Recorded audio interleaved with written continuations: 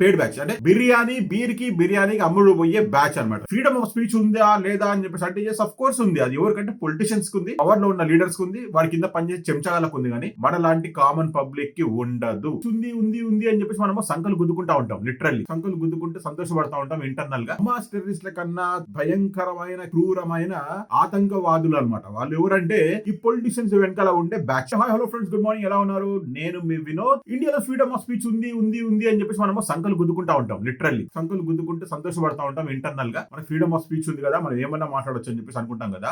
అది అబ్సల్యూట్లీ 100% తప్ప బా.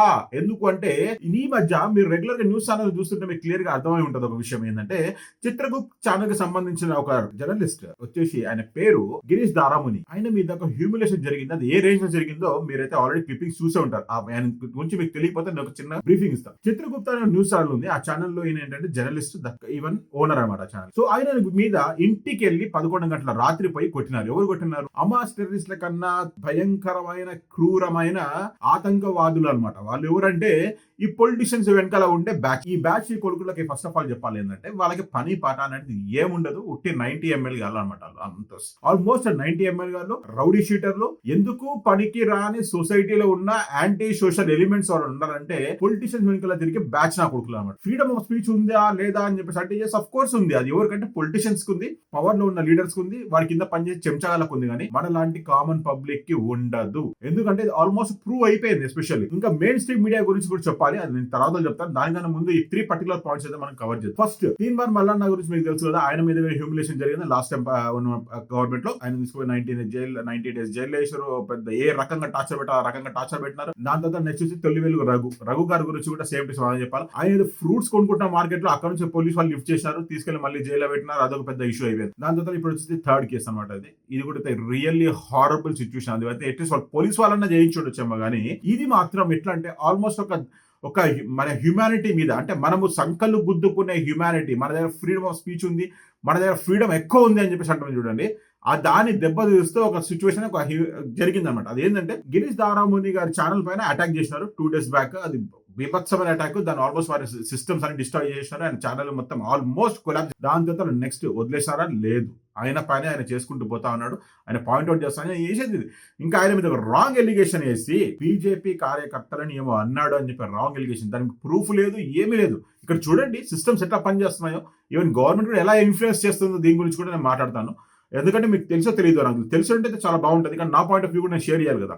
సో సిస్టమ్స్ కూడా ఎట్లా వరకు మ్యానిపులేట్ చేస్తారని చెప్తాను మీకు. సో ఒక పర్టికులర్ మాబ్ అనేది రాత్రి 11 గంటలకు అంటే 9:30కి ఒక ఏరియాకి పోతుంది. అదే గిరీష్ దారామురి గారు ఉన్న రెసిడెన్షియల్ ఏరియా 20 ఆడవాళ్ళని మీన్స్ వీళ్ళు యాక్చువల్లీ గ్రూప్ యాక్టివిస్టులు అని చెప్పేసి చెప్పుకొని తిరుగుతూ ఉంటారు. అంటే లీడర్ ఎన్నికలు ఉంటారు కదబ్బా. మీరు ఎన్జీకే సినిమా చూస్తుంటే మీకు క్లియర్ గా మీకు అర్థమవుతుంది. ఎన్జీకే సినిమాలో సూర్య ఒకసారి ఒక అతన్ని అంటే సీనియర్ పార్టీ కార్యకర్తని కలిసినప్పుడు ఆయన ఏమంటాడంటే, మనం ఇట్లా గోక్కున్నప్పుడు చప్పట్లు కొట్టాలి, మన ఈయన ఇట్లా అన్నప్పుడు మనం నరవాలి. అదే అనమాట ఆ బ్యాచ్ అనమాట, పేడ్ బ్యాచ్. అంటే బిర్యానీకి అమ్ముడు పోయే బ్యాచ్ అనమాట. వాళ్ళు ఏం చేస్తారంటే, వాళ్ళు ఆల్మోస్ట్ అరౌండ్ 30-20 మెంబర్స్ ఆడవాళ్ళు, 30 మెంబర్స్ మగవాళ్ళు వచ్చేసి ఈయన మీద డిస్కషన్. అంటే బీజేపీ పర్టికులర్ పార్టీ ఉంది, మీటింగ్ ఉంది అని చెప్పేసి. అంటే బీజేపీకి వీళ్ళకి ఏమైనా సంబంధం ఉంటుందంటే లేదు. బీజేపీ అంటే వాళ్ళ పార్టీకి సంబంధించిన కార్యకర్తలు అంటే కాదు. వీళ్ళు ఏంటంటే only paid batch of particular leader అనమాట. అంటే ఈ లీడర్ వెనకాల వీళ్ళు లీడర్ ఒక కమాండ్ ఇస్తాడబ్బా, పోయి వీడిని అటాక్ చేయండి, వీడిని అట్లా చేయండి అని చెప్పేసి కథ మీకు వెళ్ళిపోతారు అన్నమాట వీళ్ళు. అంటే ఏముండదు, తారు మీరు ఈడు అట్లాంటిది ఏముండదు అనమాట. పోయేసి అటాక్ చేస్తారు అనమాట. నేను పర్టికులర్ లీడర్ గురించి ఏం మాట్లాడతాను, ఎందుకంటే మళ్ళీ నా మీదకి వస్తారు. అట్లుంది పరిస్థితి. మన ఇండియాలో ఫ్రీడమ్ ఆఫ్ స్పీచ్ అని చెప్పేసి మనకు అనుకోగలుగుతాడు, కానీ కాదనమాట. సో వీళ్ళేం చేస్తారంటే ఆల్మోస్ట్ ఆయన లంచ్ అంటే డిన్నర్ టైంలో వాళ్ళ ఫ్యామిలీ వాళ్ళ మదర్ ఉన్నారు, వాళ్ళ చిన్న పిల్లలు ఉన్నారు, వాళ్ళ వైఫ్ ఉన్నారు, అందరూ ఉన్నారు.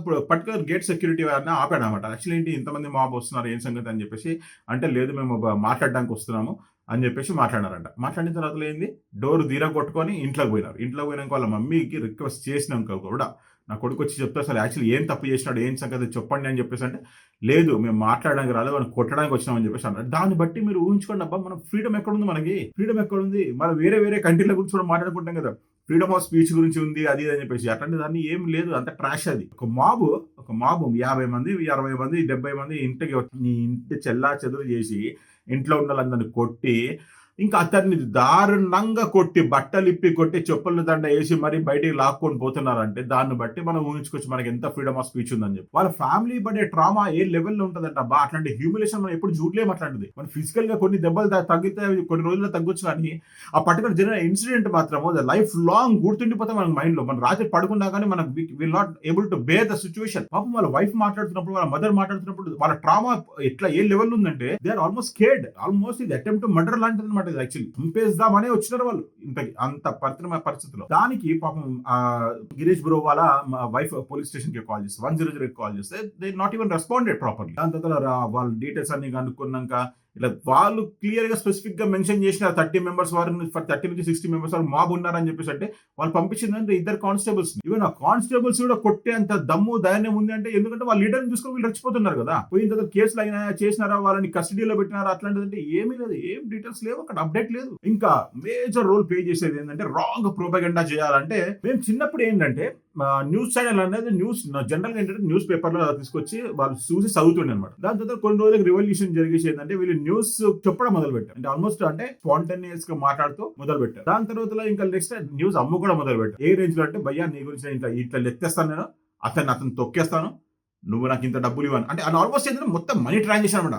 ఇప్పుడున్న mainstream media almost corrupted crooked mainstream media అబ్బా. ఎటువంటి జనాలకి కామన్ పబ్లిక్ అవసరం వచ్చేది ఎప్పుడు వాళ్ళు ప్రొజెక్ట్ చేయరు, వాళ్ళు మాట్లాడరు. వాళ్ళు మాట్లాడేది ఏంటంటే ఓన్లీ పొలిటీషియన్స్ ని హైప్ చేయడము, తగ్గించడం, హైప్ చేయడం, తగ్గించడం, పార్టీస్ హైప్ చేయడం, తగ్గించడం, అవే తప్ప ఇంకేముండదు వాళ్ళ దాంట్లో. ఇప్పుడు మనకి జనరల్ గా ఇన్ఫర్మేషన్ అంటే యాక్చువల్ గ్రౌండ్ రియాలిటీ తెలిసేది ఎట్లా అంటే ఈ మధ్య సోషల్ మీడియా చాలా పవర్ఫుల్ అయిపోవడం వల్ల, ప్రతి ఒక్కళ్ళకి యాక్సెస్ ఉండడం వల్ల ఏమైపోయిందంటే జనరల్ గా సొసైటీలో ఏం జరుగుతుంది, ఏ సంగతో కొంతమంది డేర్ గా చెప్పడానికి ముందుకు వస్తున్నారు. వాళ్ళని ఏంటంటే మీరు అనగదొక్కేస్తా ఉన్నారు. అఫ్ కోర్స్ అనగదొక్కేస్తా ఉన్నారు. మీరు ఇన్ కేస్ ఆ పార్టీ గురించి మాట్లాడినా కానీ, ఆ పర్టికులర్ పర్సన్ గురించి మనం పాయింట్అవుట్ చేసి మాట్లాడినా కానీ, నువ్వు ఇది చేసినావు అని చెప్పేసి మనం మాట్లాడగానే ఆటోమేటిక్గా ఈ మాబ్ అనేది యాక్టివ్ అయిపోతుంది. వీరు ఏ రేంజ్ లో తగ్గాలో అంత రేంజ్ లో తగ్గించేస్తారు కంపల్సరీ. వాడిని ఇది దాదా మేనా అది ఉంటుంది కదా బాగుంటే సావత దానా బేనా దండోపాయం అని అంటారు కదా, అట్లా ఉందన్నమాట. దండోపాయం లాగా ఇప్పుడు లాస్ట్ స్టేజ్కి వచ్చేసినారు, వచ్చి కొట్టేసినారు. ఇక కొట్టేసిపోయినారంటే దాన్ని బట్టి మనం ఊహించుకోవాలి మన పరిస్థితి ఎట్లుందో. మనమేమో ఏదో సంతోషపడతా ఉంటాం. మన సంతోషం ఏంటంటే మన ఫ్రీడమ్ ఉంది, మనం సంతోషంగా ఉన్నాం, సంతోషంగా లేమబ్బా. మెంటల్ టార్చర్ ఉంటుంది కంపల్సరీ, అర్థమైందా? పవర్ ఉన్నోడికే సంతోషము. నార్మల్ పీపుల్ ఓన్లీ ఏంటంటే వీళ్ళు నార్మల్ పీపుల్ అనేటోళ్ళు ఓన్లీ గొర్రెలే. కషాయోన్నే గొర్రె నమ్ముతుంది, మామూలు మనుషులనే నమ్మదు. కషాయోన్నే గొర్రె నమ్ముతుంది, ఎందుకంటే వాడు ఎప్పుడో దాన్ని బిర్యానీ వేసుకొని తినేస్తాడు కాబట్టి. అదా మా పరిస్థితి. సో రమేష్ భయ్యాకైతే గిరీష్ దారముని గారికి అయితే really I felt very sad about that situation. అట్లాంటి సిచ్యువేషన్ కావద్దని చెప్పి నేనైతే కోరుకుంటా ఉన్నా. సో మీరు కూడా కొంచెం అవేర్నెస్ తెచ్చుకుంటే మంచిది. ఫ్రీడమ్ ఆఫ్ స్పీచ్ అనే మాట ఒట్టి మాటలకు మాత్రమే, కానీ మనకి ప్రాక్టికల్గా అయితే అప్లికబుల్ కాదు. అంతే. Okay, by by, have a nice day. జై హింద్.